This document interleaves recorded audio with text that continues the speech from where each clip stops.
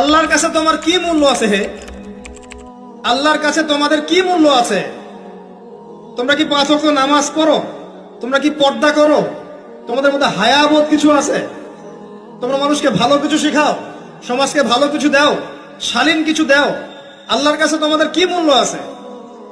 নবী সাল্লাল্লাহু আলাইহি ওয়াসাল্লাম তো জাহান্নাম দেখে সেই কথাটাই বলেছেন, আমি জাহান্নাম দেখে আসলাম, সেখানে বেশিরভাগ অধিবাসী হচ্ছে মেয়ে, নারী। কি কারণ? তারা এমন কাপড় চোপড় পরে বাইরে ঘুরতো, যেই কাপড় পরেও তারা নগ্ন থাকতো। আমি কি ব্যাখ্যা করতে হবে? আপনি দেখতে পারেন না? এবং তারা স্বামীর সাথে কুফরি করত। সারা জীবন স্বামী যদি তাদের ভরণ পোষণ দেয়, ভালোবাসে, মহব্বত করে, তাদের জন্য জীবনটা ক্ষয় করে ফেলে, এক পর্যায়ে গিয়ে বলবে সারাটা জীবন তোমার কাছে কিছুই পাইলাম না। বাস্তব। এগুলোর কারণে মেয়েরা বেশি বেশি জাহান্নামে যাবে। এবং তারা মানুষ মারা গেলে মাতম করে, বুক পিঠ চাপড়ায়, এই কারণে যাবে। এবং তর্ক লাগলে অভিশাপ দেয় বেশি, এই কারণে যাবে। আল্লাহ পাক আমাদের মা বোনদেরকে হেফাজত করুন। তবে একটা হাদিস আছে সুসংবাদের।